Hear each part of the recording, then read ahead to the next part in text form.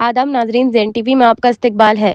यादगीर शहर के माहौलियात को पाक बनाए रखने के लिए माहौलियाती आलूदगी पैदा करने वाली चीज़ों का इस्तेमाल न करने की अपील की गई है। Yadgir district superintendent of police प्रथोविक शंकर ने गणेश चतुर्थी के मौके पर यादगीर डिस्ट्रिक्ट की आवाम से खिताब करते हुए कहा कि शहर को साफ और सेहतमंद बनाए रखना हमारी जिम्मेदारी है।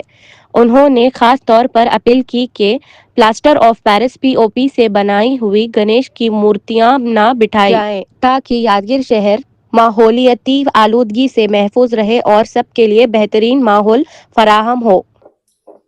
ಎಲ್ಲರಿಗೂ ನಮಸ್ಕಾರ.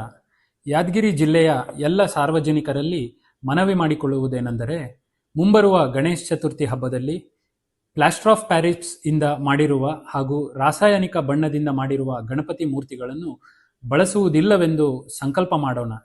ಅದೇ ರೀತಿ ಪರಿಸರ ಸ್ನೇಹಿ ಮಣ್ಣಿನಿಂದ ಮಾಡಿದ ಗಣಪತಿ ಮೂರ್ತಿಗಳನ್ನು ಪ್ರತಿಷ್ಠಾಪಿಸುತ್ತೇವೆಂದು ನಿರ್ಧಾರ ಮಾಡೋಣ.